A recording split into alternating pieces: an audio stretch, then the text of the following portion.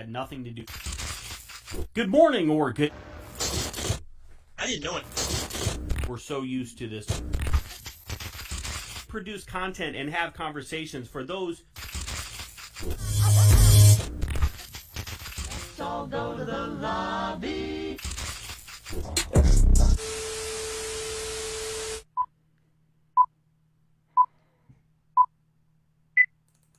Good morning or good evening, depending on whatever shift your seniority allows you to hold. I'm William Young, Correctional Officer, author, and advocate for the correctional profession. Tonight I'll be your ever so gracious host and director of dialogue for the duration of this discussion. Allow me to welcome you with warm, unwavering outstretch and open arms to this week's edition of Do It With Me of this Saturday Night Synopsis. How's everybody doing tonight? I see Anthony, I see BJ, I see Tina, I see Kelly, I see Jim, I see Jay, I see Roland. We got a great show for you tonight. I have a fantastic guest, and we're going to get into some good stuff. But first, man, what a week. What a freaking week. Here we are, August 1st. Summer's in the books, and the weather is getting a little bit cooler, and we're still dealing with this freaking virus, this coronavirus. I remember at the beginning, I really thought that it was going to be wrapped up and tucked away neat, but it is an election year, and we need to keep this kind of stuff going. Right now, are we wearing masks? Are we not wearing masks? Now we're wearing face shields. Are the kids going back to school? And some school districts are, they're making plans. They're, doing prep work. And I talked about this a couple episodes ago. It's kind of funny listening to them talk about how dangerous their environment is going to be. As a correctional officer, listening to that, I just kind of chuckle a little bit. But I really think I'm going to make a prediction and say that we're going to get shut back down again. Kids are going to go. We're going to get everybody in their first day pictures and their backpacks and their pencils and all their supplies, and we're going to go take them to school. And some kid's going to sneeze, and we're going to go back home. And that's fine. Whatever. Let's do it. Let's get it over with. I still want to reiterate the people in my life that were. Hi, Sarah. How you doing? I'm excited to do the show tonight too. I said hi, Sarah, and my Siri went off, so I got to be careful with that. I want to reiterate the few people in my life that were posting at the end of 2019, December 2019, about how terrible of a year they had, and how they couldn't wait to usher in 2020. And I think I'm going to go back one of these nights when I don't have anything to do, which is really a lot of the time, because I, between working 70 hours a week, finishing my book, doing 2 podcasts, and all the other stuff I do. I don't have a lot of time, but I'm going to make a list. I'm going to compile it. I'm going to send you guys an email that we're so anxious to get 2020 going here. But look, here's what I want to pass on to you guys. There is all kinds of things going on right now. The world feels like it's spinning out of control. But I don't want you to lose focus. I don't want to lose steam. The other night I was pissed. Oh man, I was pissed. I was livid. I had a couple of things change. My job dynamic changed a little bit, but and so my plate's just really full, and I just don't know that if I can I don't feel sometimes like I can take any more bullshit, anything else that's going to happen. But what you have to do is just have to have a little perspective. Make sure to take time to care for yourself and your mental health, your physical health. And unplug from the news, unplug from that toxic bullshit that's always on, and just stay focused on what actually matters, right? And just know that we're all where we're supposed to be right now at this moment, and that everything happens for a reason. Speaking of everything happening for a reason, I had a great conversation last Sunday I want to share with you, and it's just kind of amazing how the universe works. And I don't care if it's fate, if it's karma, if it's God, if it's whatever, terrible Ashton Kutcher movies about the butterfly effect. But Saturday night, I do the show. I shut everything down, and I'm sitting there, and I always have a drink after the show, and I'm sitting there, and I'm wondering, am I reaching people? Does what I do, matter? What's my legacy? Those kind of deep, weird things that you think of at midnight when you're sitting on your porch. So I get up the next morning. I didn't want to get up. I've been volunteering at church as a usher. We're doing this thing where only certain people, we can only have people sit in certain spots and all of that stuff. So we have ushers to come in and I seat people. And anyways, I'm there early. I didn't want to get up. I get there early. And there's an older gentleman that's always there. He's there every Sunday. And he's early last Sunday. And he's by himself. Usually he's got his wife with him, and he's by himself. And we kind of start having a conversation about just wearing masks. And he just basically said, he goes, well, if 3 tours in Vietnam didn't kill me, I don't think coronavirus is going to kill me. And we just kind of laughed. And I told him where I worked. And, he thanked me for what I do and kind of recognized the difficult job. And his son is a police officer. And so we started talking a little bit, and so I kind of went in and told him that, about the guest that I had on Saturday night, which was Jeff Jackson. He did 4 tours in Iraq, and we had a little, conversation about that on the show, and so I told him, hey, I just had this Army vet on the show. And, we talked about PTSD, and that's kind of my focus. And I talked about that in corrections, and I wrote a book. And this guy gets this stare. And everybody knows the stare. Everybody's seen anybody who's experienced any kind of trauma or situation in their life like that, they drift off, right? They're telling you a story. They're no longer in that room anymore. They're back to that moment, and that guy did that for a second, and he started to tear up a little bit, and he told me, he said, man, I'm sorry, I can't, he goes, even after all these years, I can't even say the words Vietnam without choking up. And I told him, I apologized. I said, man, I didn't mean to bring it up, I'm sorry. But then we had a really good back and forth about coping mechanisms and people not understanding what you've been through and talking about stress. And so me and this guy are going to go get a cup of coffee one of these days. And it was awesome because I don't know if I got a nose hair or what, but it's bothering me tonight.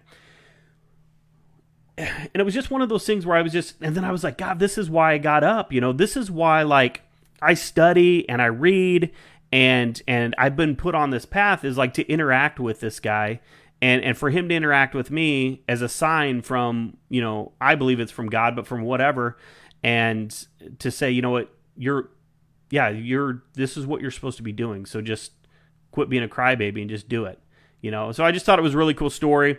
And I think that a lot of things happen to us like that throughout our day, the signs, and we spend a lot of time kind of fighting the reason, kicking and screaming, I don't want to do this, I don't want to go here, but I here's what I want you to do, and if my buddy Roland's still watching, he hates when I give you kind of tasks to do, but when something's not going your way or you're having a rough day or maybe your schedule got altered a little bit, I want you to think about and kind of search out, look for that interaction that was the cause of that. Like, okay, so I had to work here, or my car broke down and I dealt with this guy, or whatever it is, but you always have those interactions. There's always something that takes place that makes that worth it, that makes sense. For me anyways, otherwise, life is just bleak and miserable and everything's just spinning around ultra chaotic. But I don't like to look at it that way.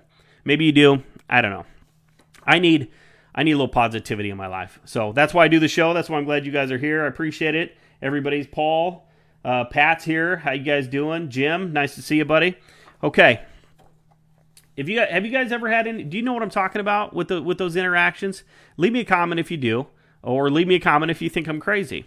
But I want to talk about a couple of things tonight before we get started into my guest here. And one of the things I want to talk about is I had, if you people remember, because I'm sure you've been watching faithfully, religiously every Saturday night, but I had Daniela Centauros on a few weeks ago. And she has a blog, theoftenunseen.com, which you have to go to it. You have to check it out. You have to subscribe, share it, do whatever. She writes from the perspective. Remember, her husband, John, was taken hostage at his county jail. And she writes about her kind of struggle, her dealings as a wife, right? Dealing with, and she kept saying, during the interview, it was John's story, but it's her story. And so she's sharing her story. And so a couple of weeks ago, she wrote, it was the 5 things I wish I had known about PTSD. And then this week was 5 things that I wish outsiders knew about post-traumatic stress. And I think it's a great article. There's just a couple things that I want to point out here too, because I just love it. And number 1 was read the room, right? And it talks about when you see somebody out and you know that they've been through a traumatic event or they're struggling a little bit, and you see them out and you run into them, maybe not talk to them about that. Maybe just say, hey, how they doing? How you guys doing? And she kind of brings up about the kids, Maybe the kids aren't a part of that conversation, or maybe they want to shelter them from some stuff. And so don't bring it up. And so, just talk to them, right? You don't have to always come up and say, hey, I see you're in the grocery store getting some groceries, but do you mind reliving the worst moment of your life for me real quick and let me know how you're doing with that? I mean, just don't do that. She talks about number 2 is don't ask what's wrong. I'm not going to go through this whole thing, even though I would love to just read it all on the air. It's just, I could probably here's what I should do. I should just steal her articles and do a podcast on just her articles. But it talks about, don't ask them what's wrong. Okay. And then not every day. Number 3 is not every day is a bad day. So again, it's more conversation stuff. Don't bring it up. Hey, I know you lived through some shit, and it looks like you're having a good day today. Can we talk about that a little bit? And then you're like, oh, yeah, you're right. I am having a good day, but now I'm thinking about it again, so I'm having a bad day. Number 4, if you don't have PTSD, try to relate. And I like this one. A lot of people try to do that. So if there is a, and I think we just do it naturally, because like if you hear somebody who's struggling, or I'm going through a divorce, and you're like, oh yeah, my best friend's sister's parents in college went through a divorce, and so I know what what you're going through. You're just trying to relate, but don't do that. She says don't do that. Just talk to them. Just ask them how they're doing, and remember that not everybody experiences the same thing all the time. One person can be fine with something, and one person may not. Number 5 is don't give unsolicited advice. I wonder if that's towards me, because that's what my whole show is, unsolicited advice. Anyways, I want you to check it out. It's theoftenunseen.com. I got the link in the description of the video. Check it out. Show Daniela some love. I'm going to have her and John back on the program. They were super, super awesome. So she's on Twitter. She's on Instagram. But yeah, great article, great reading. And for correctional officers and emergency responders who don't spend a lot of time thinking about how this job affects their spouses, you need her perspective, because it's pretty awesome. It's really awesome. So Daniela, thanks. I texted her earlier and told her that I was going to talk about her on the air. So I hope she doesn't mind. So there she is right there. Thanks, Daniela. All right. So I read another article. I read some articles this week, and this was an old one, March 24, 2020. And it was on Psychology Today, and I posted this on my Facebook. I'm sure you guys already follow every single thing that I put out on my Facebook page and on my Twitter feed, because you're just that dedicated and that supportive of the things that I do. But in case you missed it, which you might have, I want to talk about something a little bit. So this article caught my mind. It says correctional officers and compassion fatigue. Okay, which a lot of you guys know I talk about correctional fatigue, which is the term that the publisher of my first book uses, right? Corrections fatigue. So it doesn't matter, corrections fatigue, compassion fatigue, burnout, whatever, who cares, right? We know, right? I just call that Tuesday, right? I mean, that's whatever. So, but something about this article pissed me off. And those who don't know me personally, I don't know if I put off the vibe that I get pissed off a lot, but I think those of you who know me personally know that I do spout off, I do get pissed, but I try to do it on things that I'm passionate about. And this article pissed me off, which is why I posted it. So the guy who wrote it Mike Patero. He's a PhD. I combed through his LinkedIn, and I've read other articles from him. Now, listen, the article is good. The article is good, but the article pissed me off right away. In the first sentence, the article pissed me off. We're going to talk about it a little bit. So, okay, so it says, Correctional Officers, Compassion Fatigue, Mike Patero. Here it is.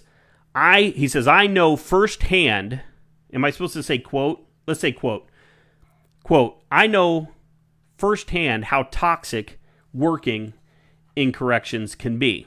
Okay, so that's a good start, right? Yeah, because it is pretty fucking toxic. But, so here's the next line, right? It says, I know firsthand how toxic working in corrections could be if you let it get to you. And that was it. I was done. I was cooked. I was pissed. If you let it get to you, you know how toxic corrections could be if you let it get to you. Hey, I know firsthand how bad war could be if you let it get to you. I understand how traumatic rape can be if you let it get to you.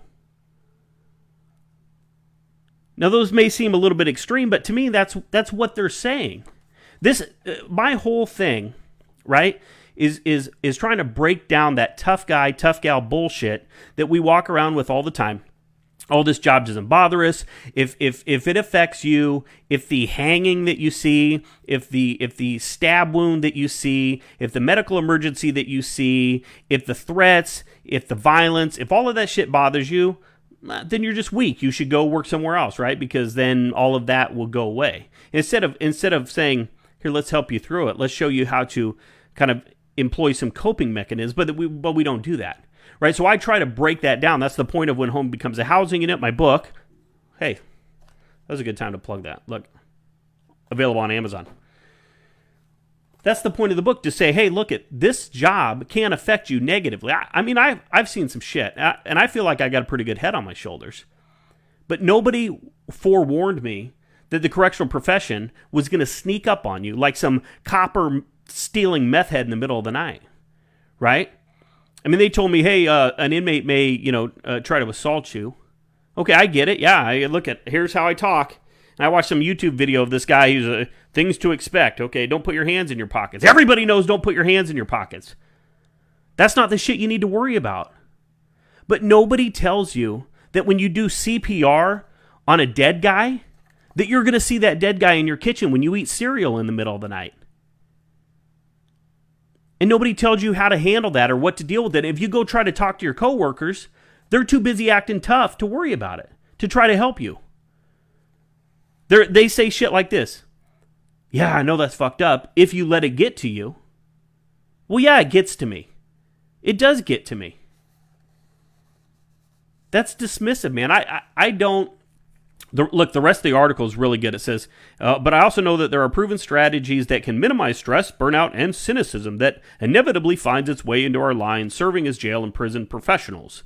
If you do not address it, it will consume you, which contribute to a host of self-destructive behaviors, including suicide. These thoughts and behaviors are unfortunately embedded deep within the culture of corrections, and as such, they remain compelling issues and warrant our attention. Do you see how that first paragraph contradicts itself? These thoughts and behaviors are unfortunately embedded deep within our culture as corrections because you put it in the first sentence. That's why. Because we say, listen, words matter, right? I read this huge article not too long ago because people, and it was about saying people commit suicide and how that's inappropriate, that they're not committing crimes, that suicide is not a crime, so they're not committing it, that they're dying by it, right? So words matter. When you negotiate with somebody, when you talk to somebody in crisis, words matter. Right? Don't say, I understand. We talk about all that. Don't say, oh, you seem frustrated. Oh, my parents went through a divorce too. Blah, blah, blah, blah. Words matter. And so when you sit there and you say, hey, yeah, I know that job's bullshit. I know you're working 700 hours of overtime a week. I know that you can't go home for birthdays or holidays. I know that you saw your partner get assaulted. I know that you've been assaulted. I know that I talked to a couple of female officers this week, and they were comparing what shorts they wear underneath their uniforms. They wear pants. I guess this is something I didn't think about, right? Because I'm just a guy. But they were talking about the shorts that they wear underneath their uniforms for two reasons. Number one, they don't want to show any panty lines because they don't want the inmates to think about that. And number two, they want an extra layer of clothing underneath to fight off if somebody tries to rape them.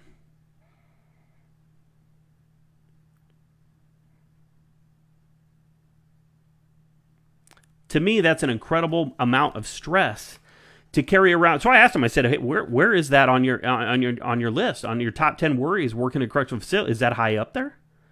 This is something that I didn't even think about. And so they come in, and this is what I talk about in my book, right? This is if you go in and somebody punches you in the mouth, breaks your jaw, you have a physical injury. Okay, you're going to go get healed. You're going to get your jaw fixed. You're going to drink malt shakes for a little while, and then you're going to be fine. But it's the stuff that's in here afterwards. It's a psychological injury. It's the threatening to have your jaw broke every day. It's these female officers going to work every day wearing extra layers of clothes so they don't get raped.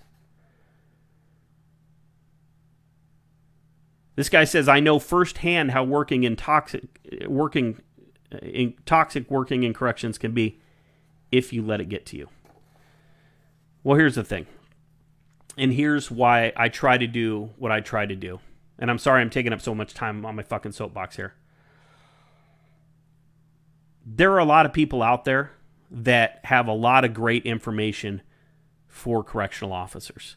They want to help correctional officers. Okay? But here's the thing.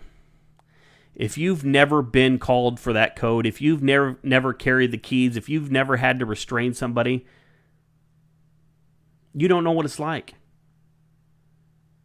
And you shouldn't tell somebody, don't let it get to them, if you've never had to be the person standing there doing it. Because it's fucked up. It's crazy. It's crazy being the police and the firefighters and the EMT while medical's standing there watching you do CPR, if you let it get to you.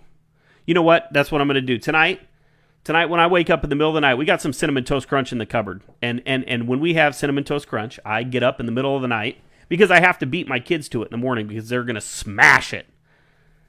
I'm going to get up in the middle of the night, and when I see that ghost, when I see that guy standing there talking to me, wanting to have a conversation while I'm trying to eat my cereal, I got to eat it fast before it gets soggy. I'm going to tell him, you know what? I'm just not going to let it get to me. I'm just not going to let it get to me. Then I'll finish my cereal, I'll drink my milk, and then I'll go back to bed. And everything should be fine because according to this article, everything's just going to be fine. So then I'm reading through the article. After I had to put it down. And I had to walk it off a little bit. Plus, like I said, it was a crazy week, and I had to walk it off a little bit. I come back to the article, and then at the end, there's some tips, some helpful tips. So he says, give yourself. I'm going to read it like this: give yourself permission to seek help. Yes, we know that you are emotionally and physically strong, and that this may soon pass. But in the absence of treatment, it will often worsen, not get better. We are all human and therefore vulnerable to compassion fatigue. The superiority complex that stems from working in this profession can be our worst enemy. It's time to get over yourself and push your ego and pride to the side. I don't need to do any of that because I'm just not going to let it get to me. Right? You just told me, don't let it get to me. And then you told me down here, you know what? Push your ego aside.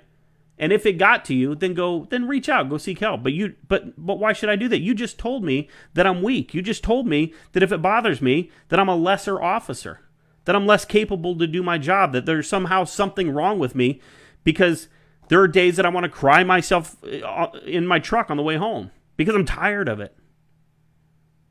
Because nothing even has to happen. But we get burnt out. We get pissed. And there's a lot of us that think this way.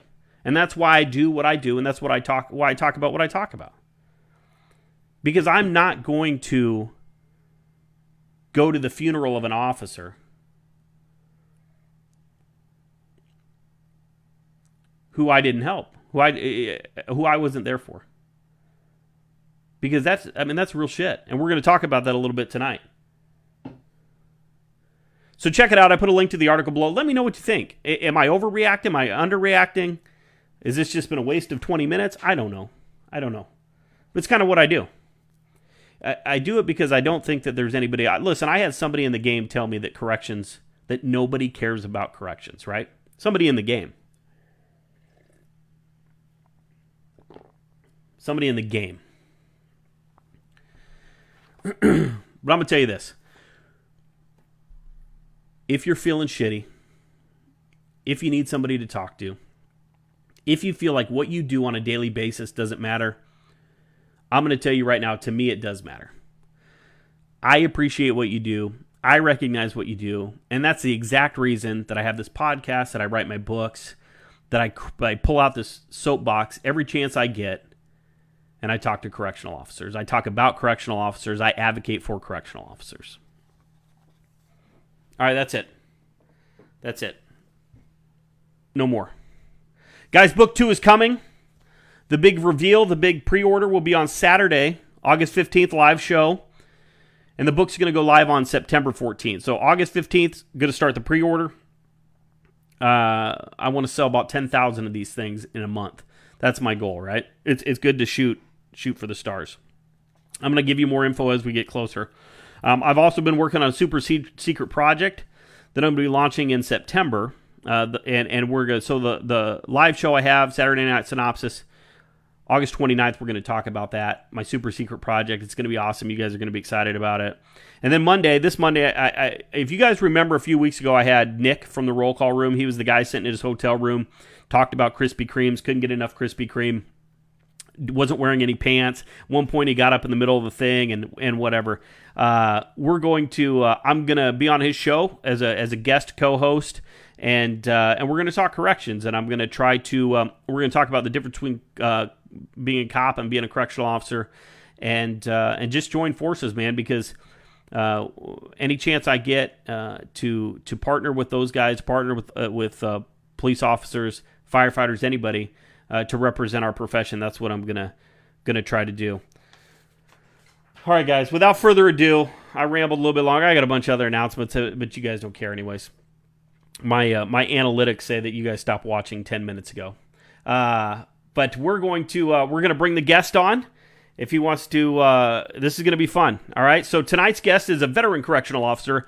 I'm going to use my radio voice on this. Okay, Dave, I know you're listening. So tonight's guest is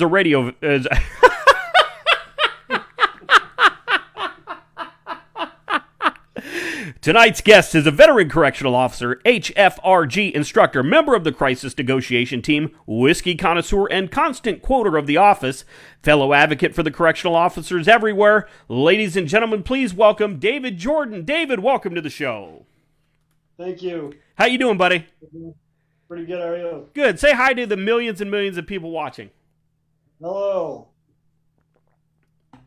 That's it. He just said, listen, there's only 3 people watching. 2 of them are my aunts, and I think my daughter. Hey, Condon, how you doing? Thomas is on there. How was your day today, man? Pretty good. Pretty good day. Got to go watch the nieces and nephews do sports and stuff, and ride some sheep, do some mutton busting. So it was a fun day. That is, I have watched mutton busting on I don't know if it was on ESPN, the Ocho, or whatever it was, but that looks super crazy. Is it crazy to watch? Pretty wild, especially with little kids just being flung into the air and on the ground. I would love to. Do they always have that at is it like part of the rodeo or something, or what? A lot of times this was actually a separate event. Just they had just mutton busting and steer riding for kids, and they're doing like a series of events with it, with a championship at the end. Oh my gosh, I want to see that. One of these days I gotta go to a live mutton busting contest, because that would be awesome, man. Do they have their little boots and their little hat and all that? Oh yeah. They put helmets on them and stuff now, but sure. Oh yeah. They dress up in their boots and stuff. I think ever since who was the guy in 8 Seconds? That Lane Frost. what was it? Lane Frost was the actual person. Yeah, Lane Frost. Ever since that's kind of how when it changed the game, didn't it? Yeah, yep.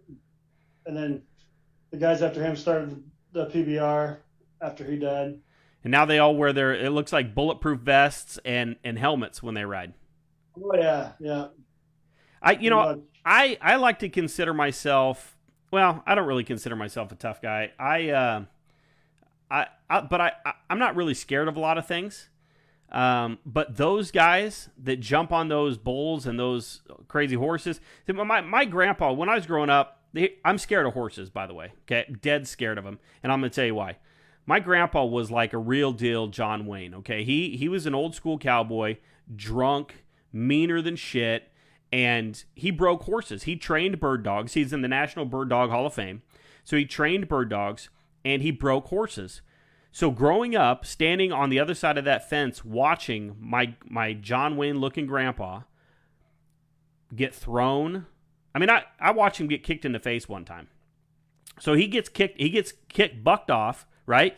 Kicked in the face. You know what he did? He stood up and he punched that horse right in the mouth. And I said, I don't remember I was like 10 years old, but if I had the right mind, I would have said, "Son of a bitch. Are you kidding?" So to this day, and there's actually a really funny story about that I'll have to share with you at some point, where I let a horse go. I was at a friend's house, and she had some horses, and so she was showing me these horses, and I didn't want to be like, "Hey, I'm super scared of these horses," right? I was like in high school, and so we were looking at these horses, and one of them jumped the fence and took off, right? So she grabbed the what is it, the rein of the other one. Mm-hmm. And she says, "Hold on to this horse. I'm going to go get this other one." So I grabbed the horse, and that horse, I swear to God, Dave, he looked at me, and he said, "You better let me go." And so you know what I did? I let him go. I let him go. And he jumped that fence. And he took off, and she comes back riding the other horse, and she's like, "What happened?" I'm like, the horse pulled away from me and took off. So she rounded up the horse and I left, and yeah. So I don't know where she's at now, but if she's watching, she's probably gonna be pissed now. But yeah. So that was kind of a silly story. Are you afraid of horses, Dave? I'm not afraid of horses. I'm not a cowboy. My brothers kind of do that stuff, but I'm not really big into that. But I grew up on a farm, so I'm not really afraid of horses. As long as there's no snakes, I'm usually pretty good. But yeah, see, I don't like snakes either, but I'm not. Horses are just too big. There's something about their eyes that I don't know. I can't do it, man. I can't do it. All right, well, tonight we're going to just talk about horses, so I don't know what you know about them, but that's what we're the topic, okay? No, so you've been a correctional officer for 6 years, is that correct? That's right. Yep. 6 years. We first met through Crisis Negotiation School, which is some of the hardest training I've ever been through in my life. But so kind of my first question that I ask everybody is why corrections? What led you to this wonderful world that you're now working in? Well, for me, it was kind of a combination of fate and just desperation because coming out of high school, I wanted to be in law enforcement. I planned to be a cop, went to school for criminal justice, and things just didn't really work out. Ended up getting married and following my wife's career. And then 10 years went by and was in a city away from here in Sioux City, Iowa. And all of a sudden, the relationship was ended just pretty much in a heartbeat. I was forced to come back to my hometown of McCook and was pretty desperate for work, didn't know what to do. I actually got another job and was supposed to start the day of the testing for the work ethic camp out here. And they told me to come back. They told me they couldn't get my hotel room for that first day, so they said, "Don't come for the next day." So that just gave me a chance to go out and actually take the test, and did, and got the job, and here I am, and everything. And that should have been, I was thinking at the time, I was at rock bottom. I thought, oh, now everything's going to be fine. I got this great job, highest paying job I've ever had in my life. I got a house shortly after that. Thought everything was set and done, and it was really just the beginning, really, of some of the bad times. Yeah, we're going to talk about those bad times. You said. So one of the things that I talk about and kind of the argument that I have is a lot of people say that corrections isn't the sole cause of a person's mental health issues or problems that we develop, and I agree with that. I say that it's not, but it's definitely a contributing factor. So if you don't mind, you want to kind of let us know a little bit when you say bad times, what are you talking about, and then how did the correctional environment kind of affect what you brought in with you when you started? Yeah, so for me, I think I've always had what I tend to call suicidal ideation or death ideation. And just as long as I can really remember, I think there's a comedian named Frank King who does some talks on suicide. He's done a TED Talk. I think he explains it best when he says it's like if your car breaks down, most people have two options. You can fix the car, or you can get a new car. But for us, we have this third option. You can just kill yourself. I'm sorry. Yeah. You don't mean to laugh, but geez, yeah, But it's funny, right? And but that's kind of how it goes. And for me, it became more, I could just die. And it was to the point, especially after the divorce that happened and going through that, I became really aware that I wasn't going to kill myself. I had that opportunity. I was sitting next to the bathtub with the razor blade, and I couldn't do it. So I knew that probably wasn't what was going to happen. So I turned to praying to die or hoping to die, and it became kind of this sick obsession and weird relation. I almost ashamed to say it, but I feel like it needs to be said because other people are feeling it. That I was angry. I thought, God was letting me down. I just really thought that it was my turn to get out of life, and it wasn't happening. And I couldn't understand. That's that's scary stuff, man. What kind of made you turn the corner a little bit? Do you still feel like that, or do you have? Are you taking that and you're using it for kind of a different mission? I think I've turned the corner quite a bit. I call it kind of hitting rock bottom, and I kept trying to dig and dig and dig and dig. Eventually, someone kind of pulled me out. Honestly, it was my ex-wife had a big part in it. We kind of had what I call a relapse where we dated a little bit. And she was kind of on that coming back out of her depression. And I was, like I said, digging further down. When she decided to end it again, she did it in a much more healthy way, but she knew that I was in bad shape. And she knew that I needed help. So she alerted my brother, you need to do something or he's not going to be alive very long. Right. So he more or less forced me to get help. And talk therapy has worked for me. Honestly, that's all I've used, and it's worked wonders for me. And I left out part of your last question about, how corrections impacted it. The thing about corrections, especially, I worked in an open facility where, we don't have like cells or anything.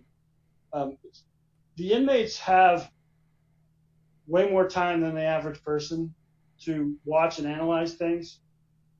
So they were, telling me on a day-to-day basis, you're going to go home and kill yourself today. We can tell. We can see that. Wow. And so, and most of us, we're built, we're not rude.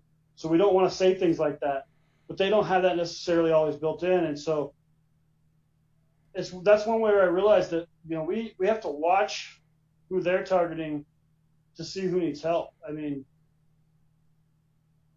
if they're coming after somebody, there's usually a reason for it.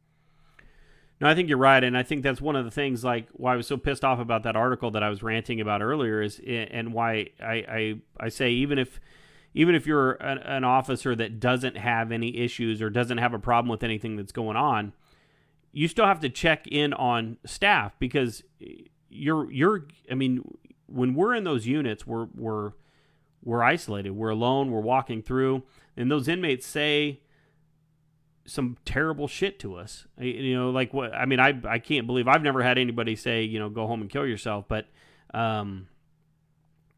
if we don't have the support of our staff, if we don't have people watching our back, then those things are just going to rattle around in our heads, and it's going to start chipping us away, you know, day after day after day after day after day, until we just don't want to hear it no more. You said that you felt like, when you were at the point where you felt like God turned his back on you, which I can relate to that, man. I'm a believer, but when my mom died, I was super pissed. I never stopped believing, but I was pretty mad. We had it was a rocky relationship for a while, right? At what point did you know that there was something going on, that whatever it was that had kind of triggered this, had a hold of you?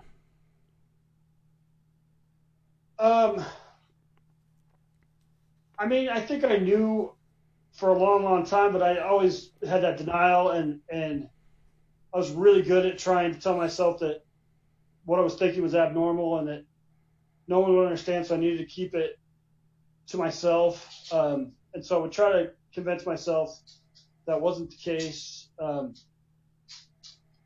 then that would sort of pile onto the whole belief of me being worthless. I would just be like, well, you think this, and obviously you're a freak, you're a weirdo. Clearly, you just need to die. And it would just all kind of, you know, pile in together. I don't think it was till after I started getting help and started talking these things out that I started saying, that's, you know, seeing where it was coming from, and seeing that there wasn't behind a lot of it. And it wasn't, to me, I didn't necessarily have like a trigger event, I don't think, that I can necessarily point to. It was more just you know, my personality being what it was. I think, you know, I believe I have, we talk about in negotiation a lot, the inadequate personality disorder. I think I fit that to a T, to be honest with you. And I think, so for me, it wasn't about really triggers. It was just all these things that happen in corrections. And maybe this isn't at every facility, but I know that, like, where I work, sometimes there's no shortage of people telling you may not be doing the best job. That was a really nice way to put that, David. Yes. Yeah. And so whether it be inmates disagreeing with you or other staff or supervisors or whatever, you have plenty of people telling you that you're not great. And for somebody that has the thought process that I did and still do, to be honest, I just know how to deal with it. It just built even more onto that, if you know if that makes sense. Like, yeah, no, I do. Did you feel like you could share those emotions, those feelings with your friends and family? So when you had these suicidal thoughts, you were thinking, I just want to die. I mean, did you communicate those? Could you say that to those people? I don't believe I did. I mean, I really thought it was abnormal behavior. I thought that, you know, saying it would be taboo. I thought, and I hate this now, but like, I kind of bought into that whole ideal of, if you say that you want to hurt yourself, you're just faking it. You're just trying to get attention. And, sure. And so I bought into that, and I wouldn't say it because, you know, I didn't want to be viewed as that. I didn't want to be viewed as the sad sack or, you know, those kinds of things. Were you worried about being a burden on other people? Yeah, I think I was worried about being a burden. I think, you know, I was worried that people would. I already felt isolated, and I thought maybe I would be more isolated. I thought people wouldn't be able to accept me. I didn't think until I started talking about it, until I started telling people, I didn't know that other people felt this way. I didn't know that they thought the way that I did. And, you know, especially when we talk about the wishing for God to kill me, it seemed like so far out and seems so ridiculous to me. I thought nobody could think this way. And I've talked to people now, you know, at least a few that have said, yeah, I felt that way before. And so it's not, and that's where I felt like I had to start talking. I had to start telling people, because if I was sitting there feeling like I couldn't tell anybody and nobody understood and I was wrong, then that's how, I mean, I just feel like you've said this on your show several times, but we have to start talking about it. We have to start, this tough guy attitude just isn't working anymore. Well, yeah, and I think the misconception is that and again, because we're performing when we're at work, we're in control, we're in charge, and I honestly think that we feel if we say, hey, this job is breaking me down a little bit, that's going to compromise us, or that we should just leave the profession. But that's not the case. Look, I love what I do, and I'm okay at it. You know, I think I'm a decent jailer. So. But there's still side effects to the job, just like any other profession. I mean, you know, if you're, you know, welding all day, you're breathing in those fumes. If you don't have that mask to protect you, you're going to get lung cancer. You're going to die. You know, I mean, that's the thing. Nobody tells that welder to just go quit. You know, just stop breathing in the fumes, dummy. You know, I mean, but that's kind of what they do to us. So how hard was it for you to, I mean, when you decided to start talking about this kind of stuff, what was the reception like for you? Were people open to it? Were you surprised at the reaction, or did they kind of stay away from you?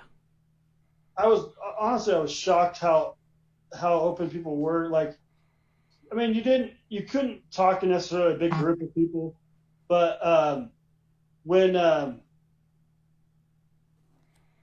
you would get a person alone, they would start telling you more about their feelings and how the things they were going through, and you would find out, you know, a lot of times shockingly how they were going through some of the same things. The people you thought were the strong people, the people you thought were absolute rock, would be having these struggles. So that was interesting for me. Which is why it's so important for guys like you to come out and to talk, and for you know, like we had talked before the show, and you talked about Daniela and you talked about Cody and the people that have come on the show. Every time that somebody gets on whatever venue it is or pulls somebody to the side and talks about their story, it breaks down a barrier and shows these people that, hey, you know, if David's talking about it, it's okay. If Anthony's talking about it, it's okay. You know, if Bill's talking about it, then maybe I can talk about it. Because you're right. Once you kind of open this door, man, some of the stuff. Look, I've worked at my facility for, you know, almost 16 years now, and I know I have a good working relationship with people. I know some of them, but I don't really know them outside of work. All of them, right? But when you start talking about this, and you realize the things that these people are struggling with, and still putting on a smile every day, I mean, it's insane. It really is. And we're so sheltered from the outside world, I feel like, you know, and this is not to put down law enforcement, because I have family in law enforcement and I respect everything about law enforcement, but, you know, when something happens to them, people are always there to support and to show their pride. We've never had that in corrections. We've never had any kind of outside support. Our portrayals on TV have always been bad. Right. They don't have to be changed because of this new movement. They always have been bad. Right. So I think that weighs on you too when you already feel like down and depressed about what's going on in your life, and then you look at how the public views your job. You know, how many people still call you a guard and things like that. But no, you're right. Correctional, we don't make anything. Our job is it's a never-ending production line of our population. I mean, they just keep coming and coming and coming, and we just got to show up. And as long as we're not bringing in heroin or sleeping with an inmate, then we have a job, right? But you're right. In this, we don't, and that's why I laugh about the teachers, and I laugh about, and I'm not downplaying anything that anybody does, but when this whole pandemic thing started, and people were talking about how dangerous their job is and how they don't get recognized and all this, I'm like, yeah, how's it feel? You know, I mean, this is like what we do every day. You know, we've been operating pre-pandemic, we'll operate post-pandemic, and even after this, nobody will still care about us. You know, and I think a lot of that has to do with us as well, and maybe you can share if you agree or not, but I think that for the most part, because we have that job dissatisfaction that's kind of, what we do doesn't really matter, kind of ingrained in us because the public doesn't recognize it, then I think that we, as a collective, we don't really recognize that what we're doing is like serious, life-changing, super important stuff. I mean, do you see that? Oh yeah, I definitely think we definitely don't, and I think a lot of people get to almost to the point of feeling like they don't do anything. Like you said, we don't make anything, and I feel like they start to get bogged down in that ideal that we're not making much. I think even I have at times. Now I work as a caseworker, so my job really is about trying to make changes in the person's life, and you don't always see those changes. They don't happen very often, honestly. And I think that does weigh on you, and it gets to that point where you're like, well, what am I doing if I'm not making those changes? Right. It's very hard. It's not, we always talk about success in our field is these minute numbers because majority of people are going to come back to prison. And so finding success is very difficult, I think. Right, and you have to work hard to find those positive interactions, to find those little differences, because I believe that we all do make differences every day in somebody's life. We'll never see them. We'll never see them, right? Very rarely does somebody when we see people again, it's because they're back in prison, they're back in jail. I mean, that's just what it is. And they're like, hey, I haven't seen you in 10 years. I'm doing good, blah blah blah. And I'm thinking, no, you're not doing good. You're back in jail, but. You got to consider the circumstances and all of that. But we are doing super important work, and I just wish that everybody that worked in our facilities understand that. Now you're it's HFRG, which is formerly PPCT, right? Yes, is that correct? Yep, that's what it was. Okay, so my question is this: as a tactical instructor, how was it difficult to shift gears when you went through negotiator school to go from tactical option to conversation? For me, it wasn't, because tactical is actually what's out of my nature. It's why I became an instructor, because I felt like there was more people in corrections like me, especially, in my facility. I felt like there were more people like me that needed to be taught as well. And so I thought somebody that didn't have the tactical mind could teach the self-defense and help those people. So for me, that part wasn't difficult, because I've always had that more verbal approach to things. Because it's two different. It's two different mindsets. When I go into a situation and they call me up to negotiate, for me there is no other option. I'm not. Yeah. I am going to fix this. And so I don't have anything to rely on, to lean back on. For me, it's an all, and that's why you'll never see a video of me saying, tonight we're going to talk about tactical handcuffing, because I don't care about that. I just don't care. It's important, and there are self-defense instructors and guys that will show you that, gals that will show you that, and it's awesome, and they're really passionate about it. That's just not my thing. I really like the communication. I like the crisis negotiation. So what'd you think of your experience at the school, man? Was it intense? It's so intense. Like you said, it's definitely the hardest training I've ever experienced. But at the same time, kind of a blast. I went through it twice, honestly. So the first time and the second time was a huge difference because of just where I was at in my life and, you know, how I was dealing with my mental illness. But just a blast, and just, it's like you said, it is really how I want to approach the job. You know, using that communication skills as your first line of defense for everything. Well, that's what we do. I mean, the self-defense stuff is super important. It is. We work in a very dangerous job where at any minute, you know, and we heard when John was on the show talking about it, any minute you're hostage, boom, just like that. Yeah. But in my career, I can count the amount of times that I've been gone after on one hand. But the amount of times that I've communicated and de-escalated a situation, I can't count. It's every day, all day long. You know, I mean, and that's such an undervalued skill, I think, in this profession. Also, and one of the things I learned about at Negotiator School, because I went in thinking, I can do this. This is good. And Jed and John and Elisa and some of them other people, they woke me up real quick and said, you know what, Bill, you're a good talker, but you're not a good communicator. And and that training just broke me down, dude. I mean, it just made me feel like shit. That school, the way you guys approach training, it's so real, man. I still have a little bit of side effects from that. I mean, that it was that real.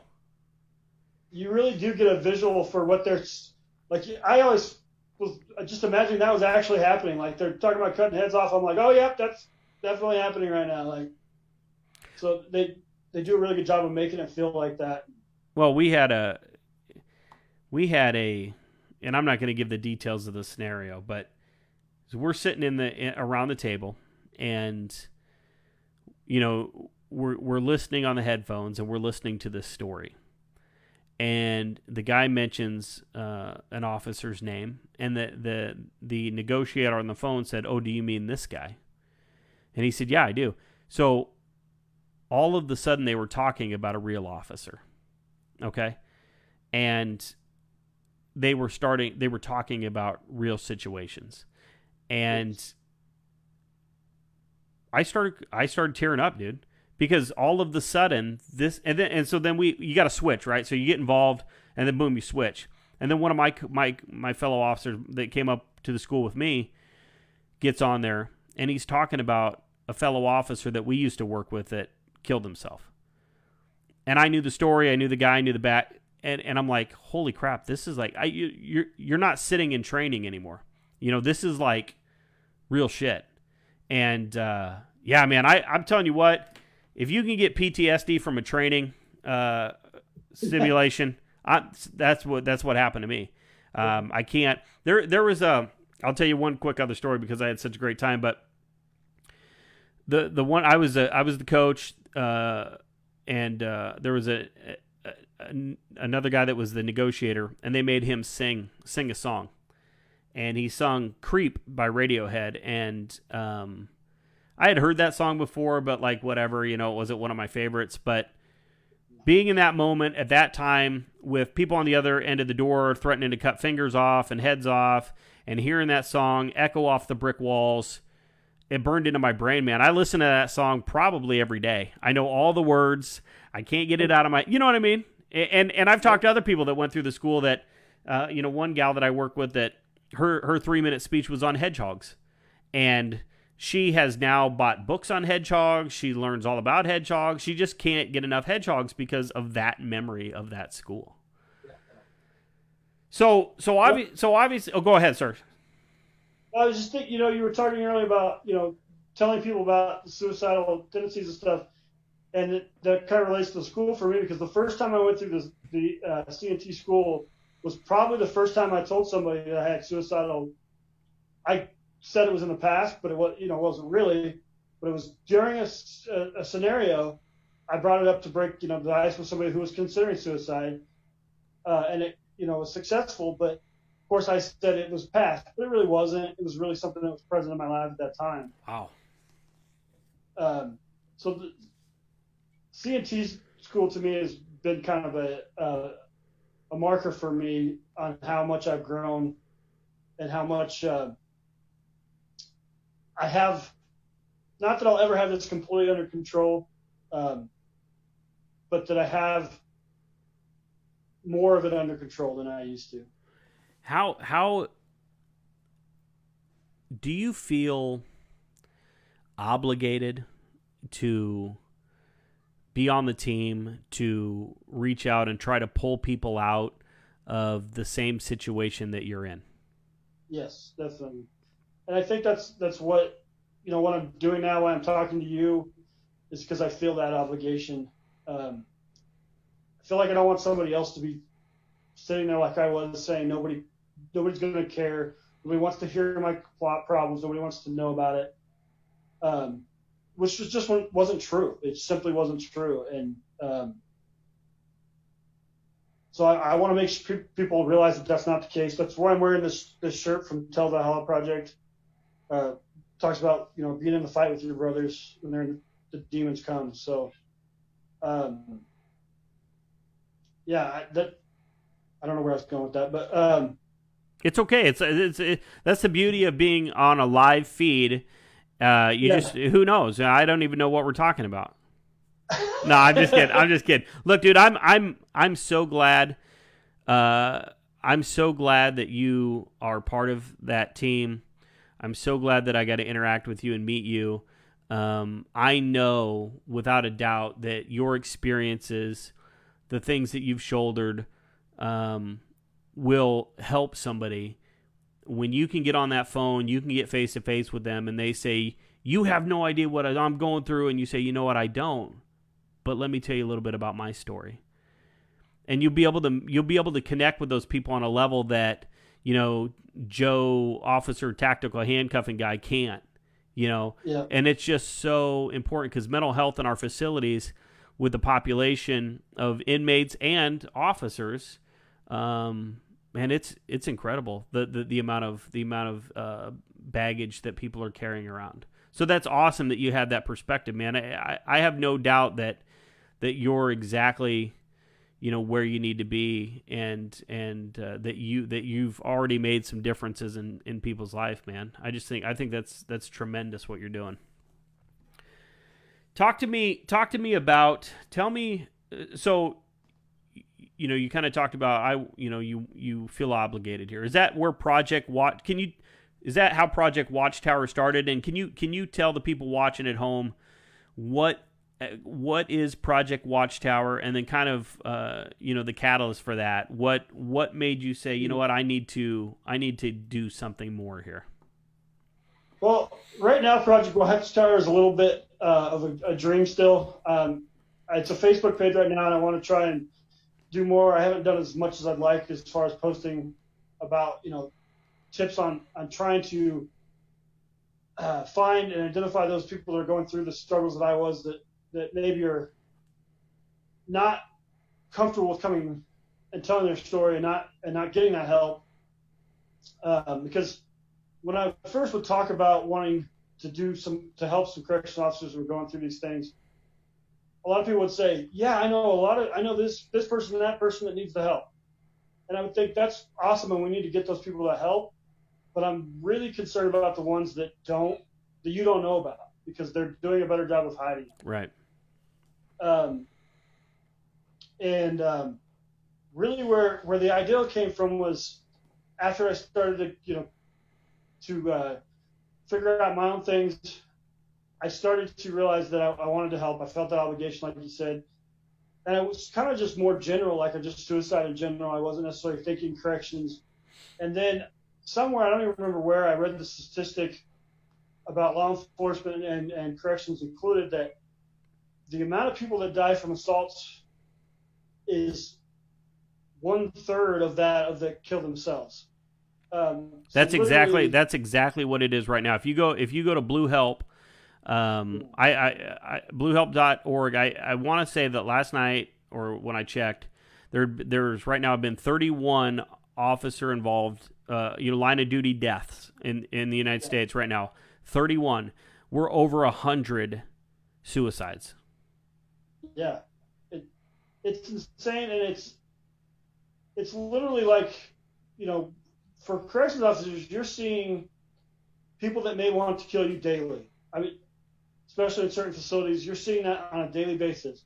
But yet, the person that's most likely to kill you is the one you see when you look in the mirror. Oh, man.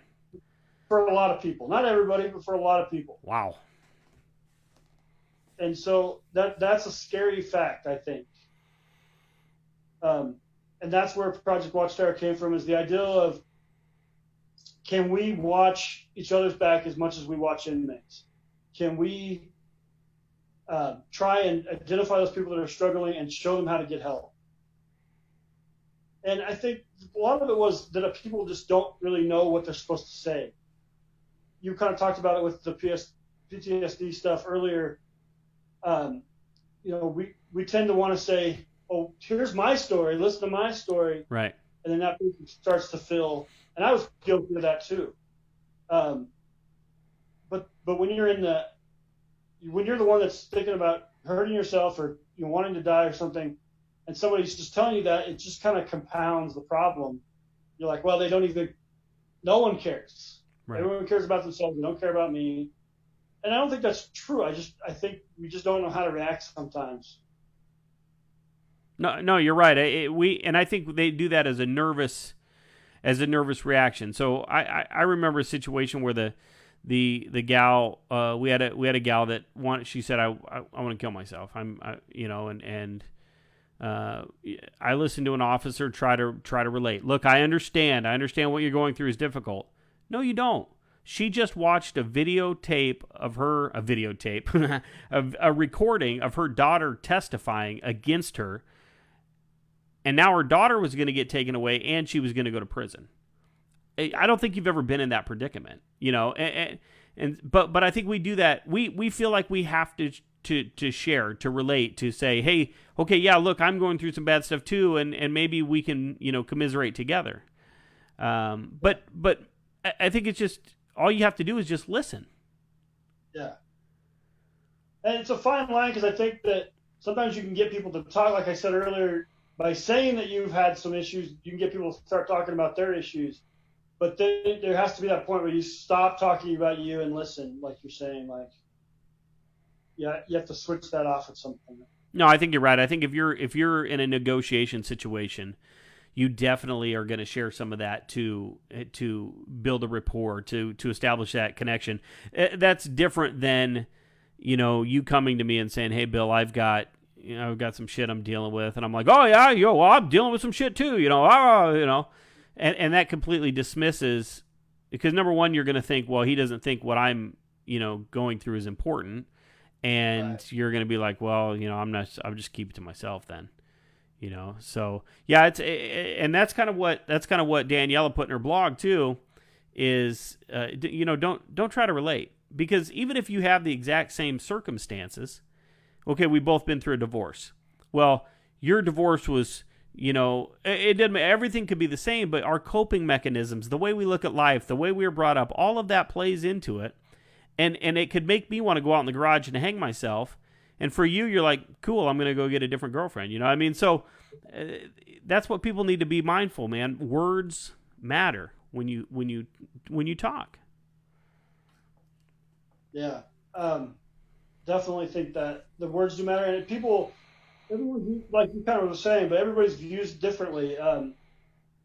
Even though some of our things might be similar, they're still going to have completely different views on how, some people are very dark about things. Some people are, trying to find hope. There's all just different things. And that's why I think it's to they beat those active listening skills into our head. They basically, you could probably sum up let's teach a quick communication class for correctional officers and say, hey, when somebody else is talking, shut up and listen to them. Just shut up. Just listen. Don't think about what you're going to say. Don't try to relate or one-up them. Just shut up and listen. How's that? Could that be class over? Absolutely, yeah. We could do our own school right here. Okay? Right. Yeah. But it's funny though, because we talked about the HFRG and PPCT and all the defense tactics, and those are all they're important. They are very important. But you told me about a while back. You told me about the mental health first aid. Mm-hmm. I am not understanding why that's not part of basic training for corrections officers. It should be. That should be 100% part of what we do, because of all the things we've talked about. It's not just it would benefit the inmates as well as the staff. Do you feel like that was a good complement to what you learned in CNT? Yes. Yeah. Listen, when I went to that mental health first aid, and I went for it solely for the suicide action plan, right? So this is for ALGE. This is the steps that you take when you say, are you feeling suicidal today? And they say yes. Oh shit! Now what am I going to do? And I didn't know that. I didn't, but now I know it, and I know what questions to ask. And that class was and it also helped me understand that. Just another thing that says, yeah, man, these struggles, these things that people are going through are very real. It's not just something that they're, like you said earlier, attention seeking, or that they're just. We talked off the air a little bit about, sad. Oh, I'm just sad. No, it's a lot different than just being sad. Yeah, it's a lot different than just being sad, and it's. I haven't actually taken the mental health first aid. Those kinds of things aren't really offered in my area very much. I'm in rural Nebraska, but I think it should be something that's being pushed through as standard training. But. Oh, it absolutely should be. So let me tell you this then. So get on there are all kinds of trainings all over the place, and if there isn't a training class out your way, then try to become an instructor. But look at that suicide action plan, and so you did a really good job, because I thought you knew what I was talking about. But it's I carry the card around but it's you acknowledge it, you listen non-judgmentally. Okay, and then you give you don't want to give advice, right? But then you want to try to get them to get to professional help, things they can do personal help. But it breaks down all these steps, and it's so awesome, man, because it works, right? So it's just as simple as when that gal came out and she said, "I want to kill myself." I said, "Okay. Have you ever attempted before?" Yes, I have. So after you've established, are you suicidal? Yes, I am. Have you ever attempted before? What's all the things they talk about CNT. So what's different today? What's bothering you today? Or do you talk about their plan? What, how are you going to do it? And it's good stuff, man. It kind of takes away that initial shock, because you're ready for it. If my neighbor who sells insurance, if he was going to, be like, "Hey, Bill, how are you doing?" And I'm like, "Dude, I'm going to kill myself." He would be like, "Oh, what are you talking about?" But that information really helps you, because then boom, you snap into, just like when you're getting ready to negotiate, you snap into that mode, and you're just talking. It's super awesome, dude. You should try to get there. So talk to me about your office obsession. Is that fair? Yeah, that's pretty fair quote. That it's an office obsession. I think I've probably watched the entirety of the show 100 times, just nonstop on my Netflix queue. Nice. I don't know why I like it so much. My brother says it's because I am Michael Scott, but nice.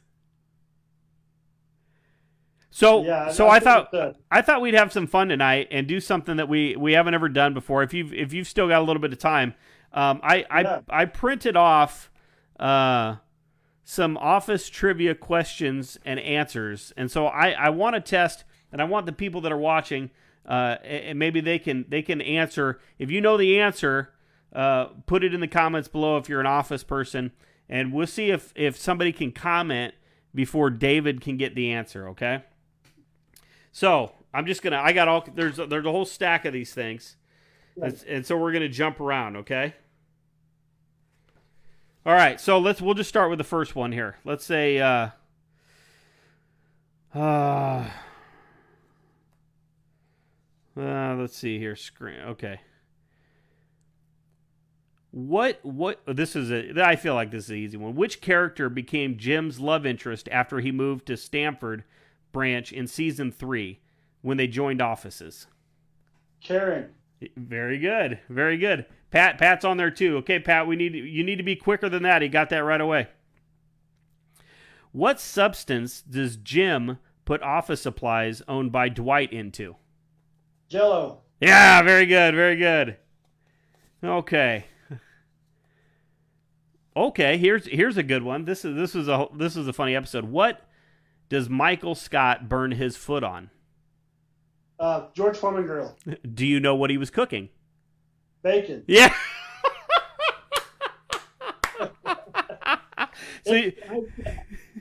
So when I texted you earlier today, and I said, "Do you want to play Office trivia?" You said, "I'm actually watching The Office now." Yeah. Well, most of the time, that's what I'm doing when I'm not, working. You know what? It's such a fun show. I don't watch a lot of TV sitcom stuff. But I really loved and I liked it's kind of written kind of complex. It's funny, it's silly, but there's some Michael Scott's story is kind of sad, It is. So I don't know. Here's one. What is Pam's favorite flavor of yogurt? Oh, I think peach. No. Does anybody in the comments know? So this is Jim Halpert knows the flavor of yogurt Pam likes best. What is it? The answer is mixed berry. Mixed berry. Oh. Okay, let's get a little tougher here. And I didn't know this one. Do you know what Toby's daughter's name is? Toby's daughter? Yeah. No, I don't. It's Sasha. I didn't know. I guess I knew he had a daughter, but I didn't. I didn't know that. Yeah, that's early episodes. Okay, let's see here. This one. Who punches a hole in the wall between Michael's office and the conference room? Andy. Yep, very good. Very good. Oh, here. What actor starred in the British version of The Office? Shoot. I'm watching another show with him in it right now. Are you Afterlife? Are you watching Afterlife? Yeah, Afterlife. Yeah. Do you like Afterlife? I do like that show. It's a very dark look at depression and grief. Yeah, I really dug season 1. I haven't jumped into season 2 yet, but it was. It's one of those things, and I like those kind of shows that mask kind of tragedy with that dark humor because it sucks you in with the jokes, and then before you know it, you're into your emotions, and it's just Pat got it right here. Ricky Gervais. Yep. So good job. That's two for David Jordan and 1 for Patrick Berry. Okay.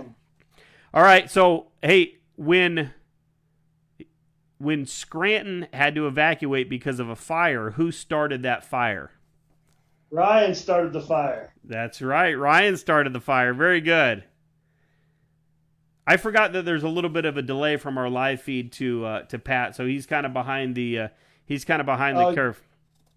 I should get him on the phone is what I should do. All right, let's see here. What? Oh, this is it. This is easy. What warehouse employee was engaged to Pam? Roy. Roy. Very good. Very good. Okay, how about this one? What day is Michael Scott's birthday? Oh, how do I not know that? I don't know. Yeah, you are Michael Scott, your brother says, so you're supposed to know this. How do you not know when your own birthday is? I mean, he's not shy about saying it either, so I really should know it. But well, I just threw it down. It's March 15th. Okay. Okay, let's see here. People. Oh, yep. Pat said he's good. Got one. So he just missed another one. So we're getting close. What college did Andy go to? Cornell. Cornell. Very good. Very good. These are some cool questions. What's your favorite episode of The Office?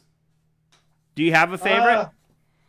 That's a really tough one. Probably, honestly, the office safety meeting where he talks about suicide, and he's testing the idea of jumping off onto a trampoline or a bouncy house to show people the dangers of suicide. That's one of my favorites, probably.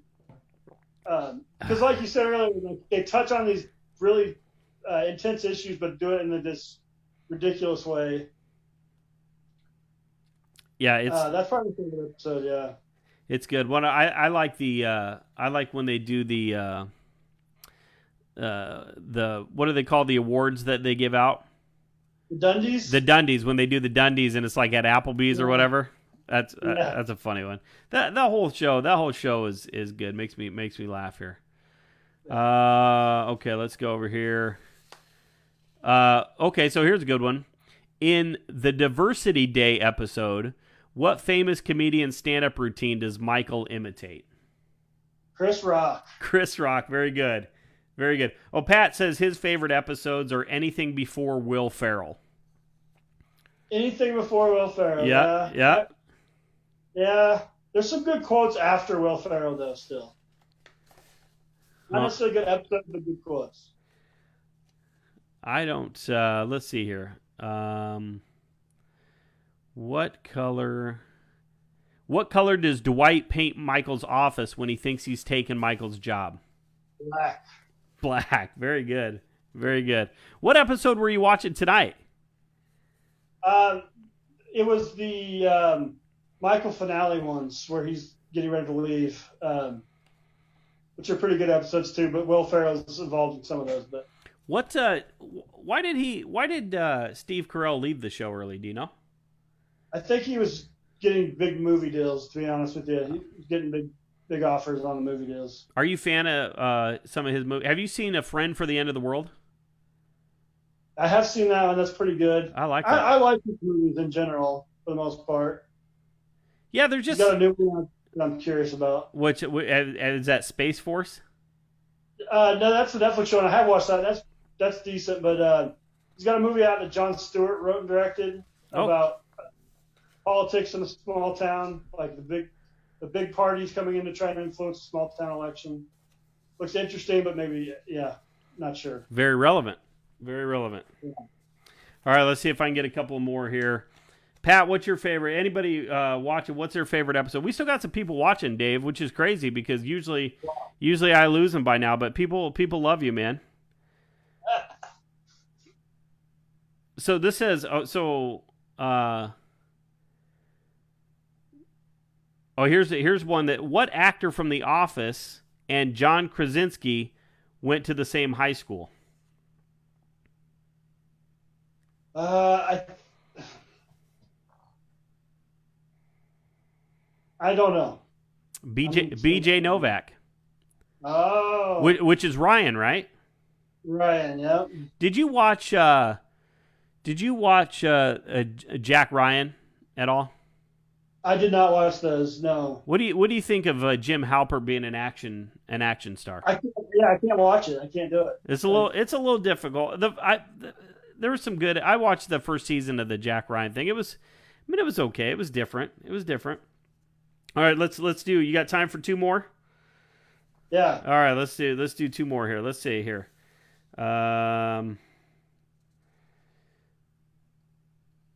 What does Michael pretend to fire Pam over in season 1? Stealing. Do you remember what? Office supplies, I think. Post-it notes. Yeah, very good. Yeah. Very good. All righty. Now, let's see here. Last one. Let's see. Okay. This was a funny one, too. In season 4 pilot episode Fun Run, what does Michael organize the fun run for? rabies awareness. Everyone's already aware of. It's going to be the greatest fundraiser shirt ever. Do you own any Dunder Mifflin attire?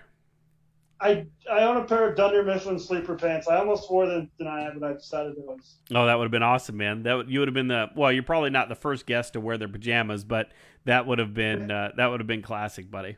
All right, you got any? Listen, Dave, I've appreciated you hanging out with me tonight. I've been looking forward to this interview for a long time, and just your perspective, the interview, the thing that you're trying to do with Project Watchtower is great. If you need any assistance, if you need any help, I'm a phone call away, man. And I'm gonna send people over to that Facebook page, and let's get it going, man. Let's make it happen, because the more information that's out there, the more people like you that are out doing that, the better we'll be off as a profession, as a collective. Is there any final thoughts, final words of wisdom from your edge of the state to the rest of the world that you'd like to share before we get out of here?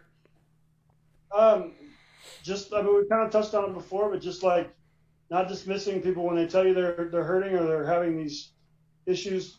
Don't give them the old, well, you're just feeling sad, you'll get over it. Just, even if you don't have the time to listen to them, try to guide them in a place that will. And as far as Project Watchtower goes, if you know other people with corrections, please share. More members I can get, the better. And I'll try to be better about putting more information on there. I'm still trying to figure out what I want to say, but well, I'll give you some unsolicited advice, which we've talked about tonight not doing. Just start putting stuff out, man.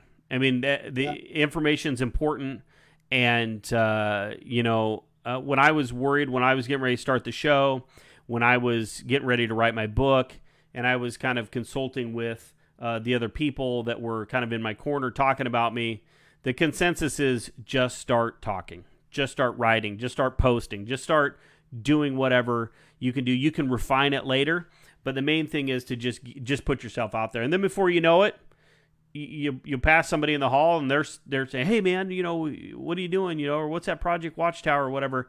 And it just grows. But you've got good information, man. You know your shit. You're a great guy to talk to. You got a good heart, and you've got experience that people need to hear. So get that going, man, and I'll support you in any way that we can. And who knows? Who knows where this is going to go, man? You're going to touch people you didn't even know that you'll never know, and it's an awesome thing. All right, thank you very much. You're welcome, man. All right, I am going to let's just sign off right now, and guys, we appreciate you spending your Saturday night with me and David, and we did some fun little trivia. If you guys have any questions or comments, please put them in the comment section. Me and Dave will be in there kind of hanging out, answering them. If you have any concerns or need to reach out and talk to somebody, feel free to message me. Feel free to get a hold of David, and we'll try to point you in the right direction. All right, guys, that's it. Enjoy your Sunday. That's all I got for the week. Join me next Saturday night. Same bat time, same bat channel. Until next time, guys, be smart, stay safe, stay sane, and we'll talk soon. Hey, hey, hey, yeah, hey, hey, yeah, yeah, hey, hey, hey, yeah, yeah, yeah, let's go.